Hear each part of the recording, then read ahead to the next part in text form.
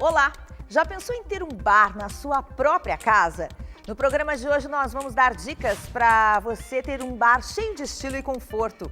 Você também vai saber tudo sobre tapetes e vai conhecer a capela de uma universidade da capital que foi reformada e transformada em biblioteca. Além disso, também tem uma entrevista sobre urbanização. Duas empresas gaúchas se uniram e estão movimentando o setor. Não saia daí, o Imóvel Web TV está começando.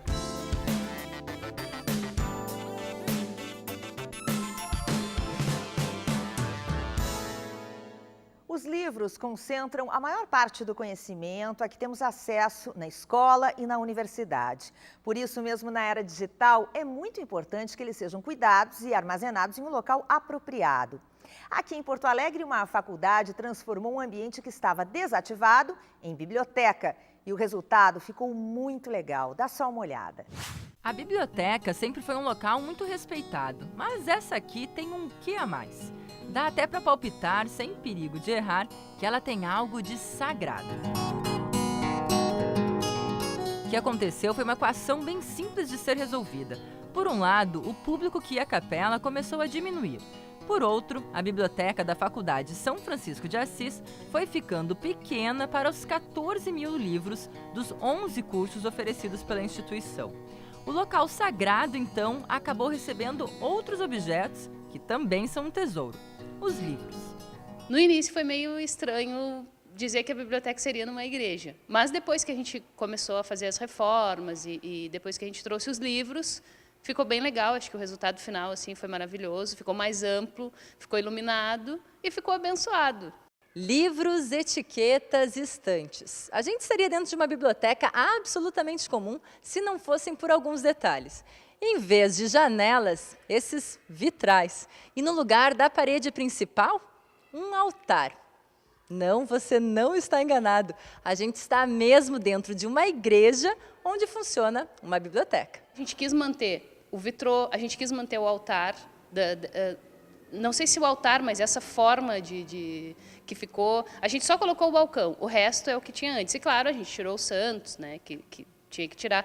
A gente também manteve o chão, porque é um tipo de azulejo que é bonito e a gente não quis trocar. Então, isso foi mantido. As paredes foi feito textura, porque elas estavam bem velhas, já bem danificadas. E o teto a gente teve que trocar também, porque era um teto de madeira e não era uma boa para a biblioteca. A biblioteca precisa ser mais ampla, ter uma luminosidade boa, ser arejada. Yasmin, que é aluna do primeiro semestre do curso de jornalismo da faculdade, se surpreendeu. Tu já imaginou alguma vez que tu fosse estudar dentro de uma igreja?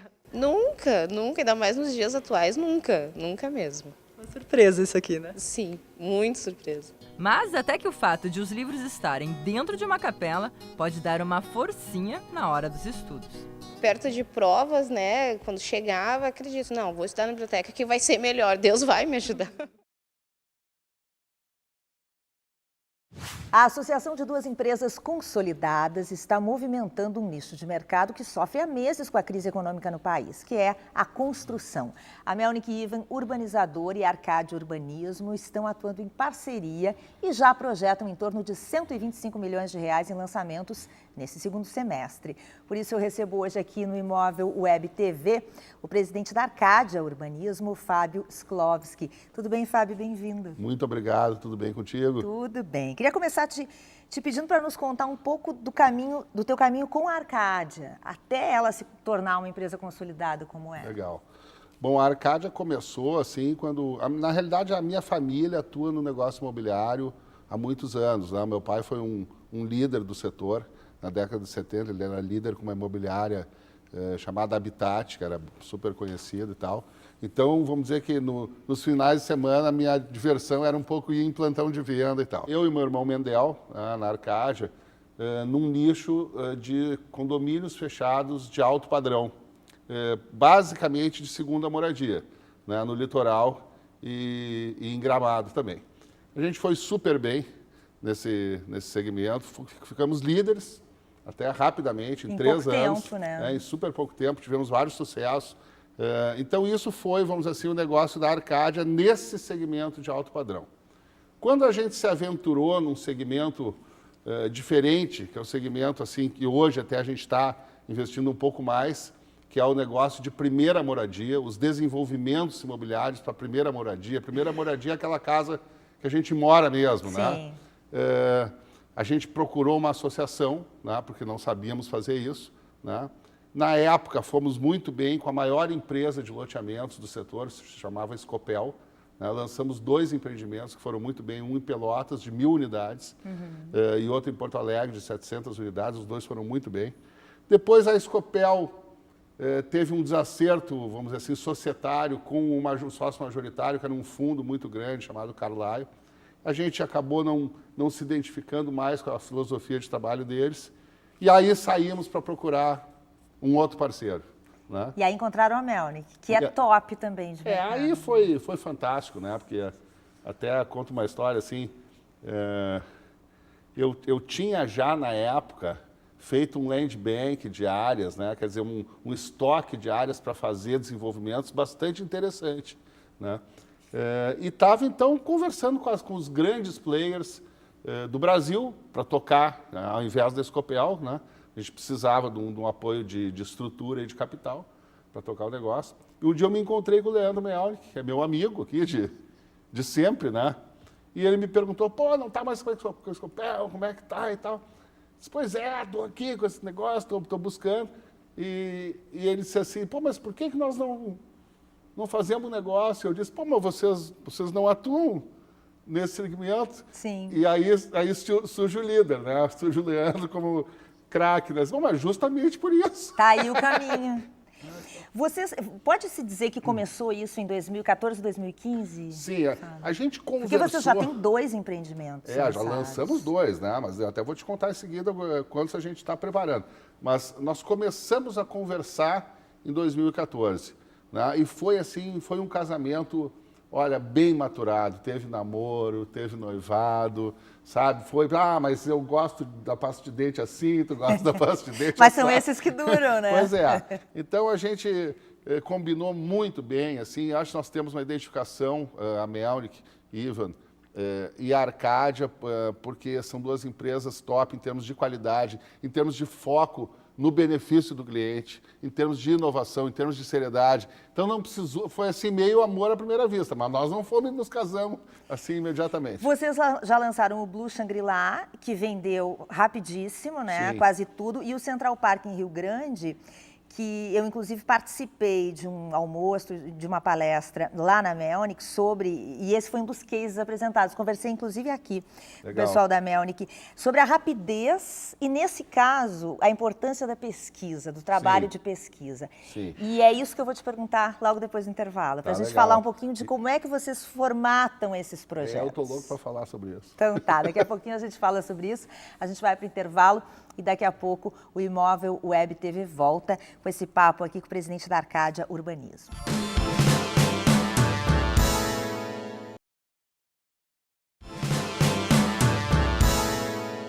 Estamos de volta com o Imóvel Web TV. Hoje estamos falando sobre urbanização e eu estou recebendo o presidente da Arcádia Urbanismo, Fábio Sklovski. Fábio, a gente começou a falar um pouquinho da história da Arcádia, da parceria com a Melnick, dos 2 produtos que vocês já lançaram. Eu queria falar um pouco dessa ideia de nicho de mercado de loteamento residencial, que a Arcádia tinha experiência, a Melnick também tinha o know-how em outras áreas, vocês se uniram e até agora é sucesso absoluto em tudo que vocês lançaram. Está indo bem, Deixa eu contar assim.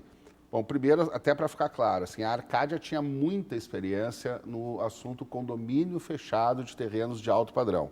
A gente lançou 12 condomínios, todos super bem sucedidos, né? A gente assim, dominava, vamos dizer assim, o know-how desse mercado. Antes de se associar com a Melnick, a gente resolveu fazer uma experiência num negócio que nos encantava, sempre nos encantou, e que hoje é, vamos dizer assim, aquilo que a gente mais está investindo, onde a gente acredita que o mercado pode crescer, que são os desenvolvimentos ou bairros planejados ou loteamentos mais de médio padrão, né? Tu perguntasse um pouquinho no outro bloco sobre pesquisa. Eu vou contar uma história super rápida, assim, mas interessante. Quando nós fomos lançar o primeiro bairro, aqui em Porto Alegre, 700 terrenos, né? Numa região boa como região, que é a Zona Norte, né? Que é riqueza, populosa, tudo, mas ali perto de coisas não tão legais, assim, problema de segurança um pouco, sabe? E assim, ia ser o nosso primeiro, né? Pô, Sim. como é que vai ser e tal? E aí a gente conversou com o pessoal de mercado, não vai vender, não vai vender, não vai vender, não vai vender. Mas como assim não vai vender? Não vai vender pelo seguinte, a tua prestação, vou falar valores da época, é R$400, tá certo? E a prestação de uma casa, do Minha Casa Minha Vida, é R$700. Então o cara vai preferir comprar A casa. a casa, porque...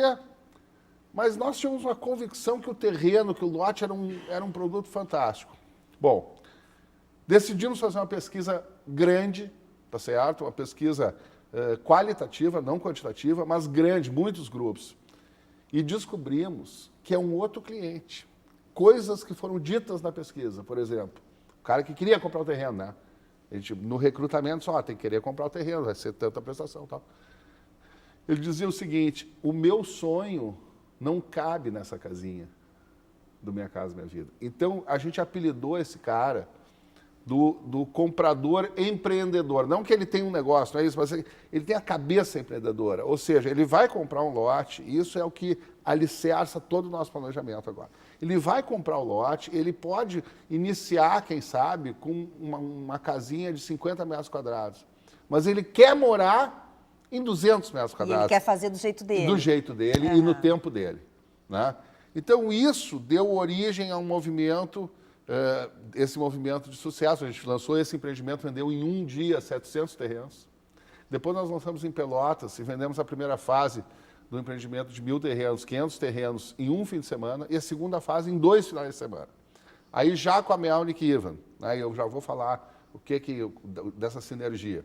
Lançamos um na praia, o Blue, que é o nosso métier, vendeu 300 unidades nesse verão passado, nós estamos com 40 nós que a gente segurou, e lançamos já 2 etapas do nosso loteamento em Rio Grande, numa época ruim para Rio Grande. Né? E já na crise, né? E já na crise, e vendemos tudo, tá certo? Muito bem.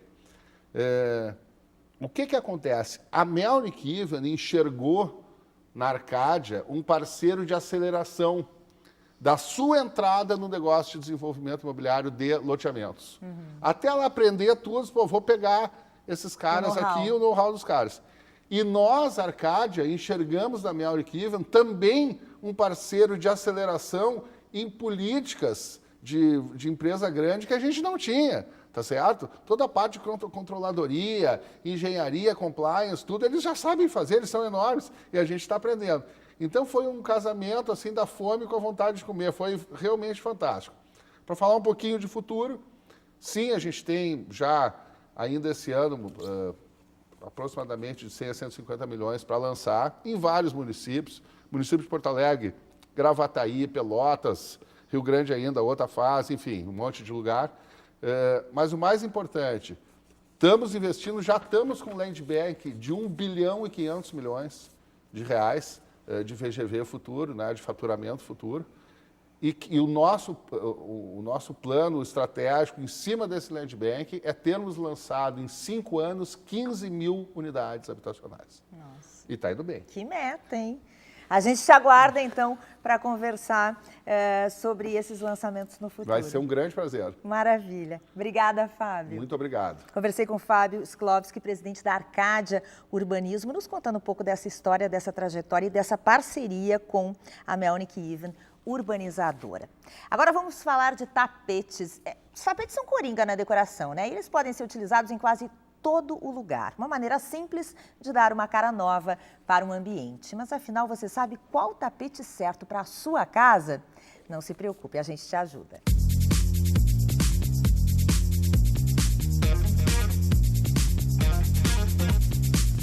Olhem só onde é que a gente está, em cima de uns 70, 80 tapetes. Tapete é o que não falta aqui nessa loja especializada. A gente está ao lado do Pedran, que sabe tudo sobre o assunto e vai nos ajudar a entender o que diferencia cada um desses tapetes. Queria começar te perguntando, Pedran, são tantas as opções, como é que as pessoas geralmente fazem essa escolha? Bom dia, Flávia. Eu estou muito feliz de a gente poder falar sobre tapetes, porque realmente A gente tem uma grande variedade de tapetes e uma das coisas mais importantes é os clientes poderem saber como escolher. O principal fator para a melhor escolha é o cliente poder levar o tapete para sua própria casa. A gente tem conversado, a gente tem visto que tem vários clientes que compram pela internet e depois se frustram, mas aqui o ponto principal na escolha é o cliente escolher em cima da tonalidade e do tamanho do seu ambiente. A gente presta toda a assessoria necessária e o cliente leva, ou principalmente a gente leva o tapete para a casa do cliente e monta o ambiente com aquela variação de 4, 5, 6 tapetes que a pessoa levou, às vezes de diversas tonalidades, às vezes de diversas padronagens, para ver qual que fica melhor no seu ambiente. Um tapete bem escolhido faz toda a diferença para montar um ambiente na sua casa? Ele faz a total diferença. Eu acho que o tapete, é o que a gente comenta, é o que veste a casa. Quando a gente vai numa casa e não vê o tapete e depois a gente vai lá e olha com o tapete, a gente acha que a casa mudou completamente, porque ele veste, dá um aconchego. Aqui para nossa região, aqui para o sul, ele dá um calor. E falando nisso, Pedra, todos os ambientes podem receber tapete? Às vezes o pessoal fica em dúvidas, né? Se dentro do banheiro ou se na cozinha, será que suja mais? Será que vai atrapalhar mais do que de fato embelezar o ambiente? Todos podem receber? O pessoal coloca normalmente na sala de estar, coloca na sala de jantar, coloca no corredor, coloca no quarto. Na cozinha é bem complicado colocar porque é um lugar que tem bastante gordura, mas um grande ponto, que é o que, Flávia, as pessoas comentam, é o seguinte: eu vou botar um tapete embaixo de uma mesa de jantar e vai cair comida, e vai cair refrigerante, vai cair suco. O tapete artesanal, principalmente o tapete persa, ele tem uma manutenção muito fácil, ao contrário do tapete industrial. Sendo fácil, tu pode colocar o tapete em qualquer ambiente. Nós só não recomendamos na cozinha, mas banheiro, no lavabo, colocar um tapetinho dá um charme. A gente colocar no corredor fica super sofisticado, no quarto, ao lado da cama, enfim, em vários ambientes é possível colocar tapete. E o que precifica o tapete? O preço do tapete varia muito pelo qual tipo de produto que foi utilizado. Então nós temos alguns tapetes que tem uma grande quantidade de seda e aí o preço aumenta bastante. A lã, dependendo de qual a qualidade da lã utilizada, isso também faz uma diferença de preço. As cores que estão no tapete também fazem diferença de preço. Quais? Tipo, cores mais escuras são mais caras, mais Não, claras? Cores mais claras são mais caras. E o outro ponto e o principal é a quantidade de nós. Quanto maior a quantidade de nós por centímetro quadrado, houve mais mão de obra e, consequentemente, o tapete se torna mais caro.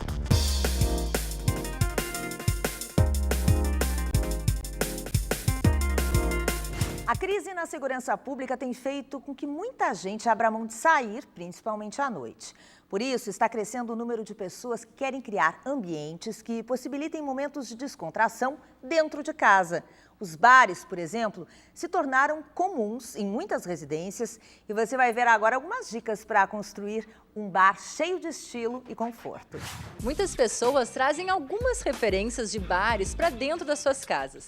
Mas nessa casa aqui, o Paulinho Pérez trouxe o bar inteiro, como vocês podem ver aqui atrás. Paulinho, como é que surgiu essa ideia e como é que foi montar toda essa estrutura aqui dentro? Olha, guriazinha, na realidade, eu digo o seguinte: eu faço o que amo e amo o que faço. E não faço nada sozinho, porque a gente tem uma equipe, eu não digo por trás, eu acho que é do lado. A gente tem que caminhar de mãos dadas para que tudo possa acontecer nesse resultado, né?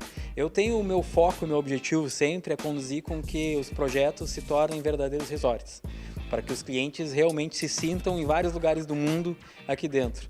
Aqui pode-se dizer que a gente pode estar na Disney, como pode-se dizer que está num pub em qualquer outro lugar do mundo, pode dizer que está em Las Vegas. É isso, esse é o meu objetivo, fazer com que o cliente venha viajar e se sentir de uma forma extremamente confortável, de antecipar a sua vinda de noite para final de tarde para sua casa, ou que tenha o prazer de estar em casa, trabalhando em casa também e recebendo, né?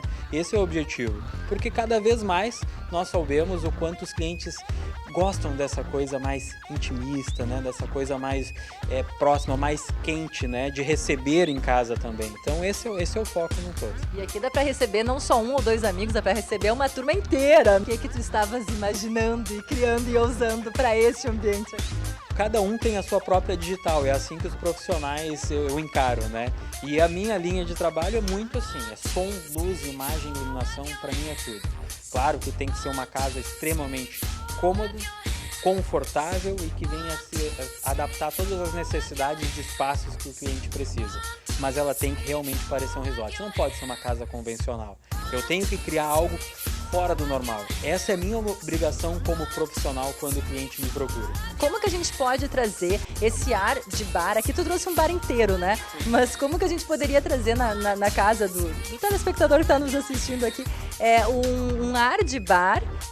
Qual é a ideia? Assim, é colocar as garrafas bem à vista, que nem tu colocou aqui, é trazer as taças à vista, eu vi que tem as adegas também. Primeiro, iluminação. Luz é tudo. A luz, a iluminação, ela cria um cenário, né? É muito difícil acontecer um espetáculo durante o dia. A maioria dos espetáculos são à noite, né? A iluminação, então, para mim, é o ponto, é o number one, né? E também, com certeza, a gente trabalhar com som. Tu tendo o som, tu tendo iluminação e imagem, tu já criou toda essa atmosfera, toda essa etnia diferente. Lógico que, independente do tamanho dos espaços, eu sempre gosto muito de trabalhar com preto. Eu acho que o preto, além de ele ser nobre, ele acaba realmente trazendo esse ar mais diferenciado das casas que a gente costuma ver de tonalidades mais claras, né? Então eu sempre gosto muito de trabalhar com tonalidades mais fortes. E independente do tamanho da casa, da metragem em si, espelho, né? Espelho, para mim, sempre amplia o espaço, ao mesmo tempo ele acaba trazendo várias outras sensações, né? Enfim, então para mim esses são os pontos primordiais: som, luz, imagem, iluminação, é a base de todo e qualquer projeto para mim, sempre. A gente vai seguindo um pouquinho aqui, então aqui a gente tem o bar, mas todo esse ambiente foi construído para ser o ambiente da sala de jogos, né? Então aqui temos a nossa mesa de jogos, de cartas, de pôquer, e logo ao lado, gente, temos uma mesa de sinuca, a azul e amarela, para poder manter o azul e o amarelo das paredes, né? Isso foi pensado, foi tudo pensado. Você pode ver que a gente tem os rodapés também, que são amarelos, né? A gente tem essa quantidade de quadros aqui na parede, amarelos com um detalhe pequeno de espelho no eixo, enfim. Então é tudo na realidade numa grande harmonia também, né? Enfim, você vê que a gente tem também esse elevador cápsula aqui, né? Para criar essa situação do inusitado também, né? Num todo. Pra gente finalizar todo esse espaço bacana, a gente vai trocar aqui de lugar, só para mostrar. Tem, claro, a televisão, né? Para quem quiser curtir a televisão, e vários super-heróis. Esses super-heróis também dão essa descontraída aqui para esse ambiente. Na realidade, é o descontraído e ao mesmo tempo a realidade da nossa vida. Porque nós temos que ser super-heróis para nos superarmos e vivermos o mundo que a gente vive. Então todos nós somos super-heróis. E eu agradeço a Deus a oportunidade que Deus me deu de poder estar aqui hoje com vocês, né? E de poder ter esses clientes maravilhosos que me permitem eu fazer essa viagem. Porque isso tudo só é possível porque os clientes acreditam em mim. Então eu agradeço a Deus e a todos os super-heróis que acabam conspirando para nós. Então por isso essa grande brincadeira.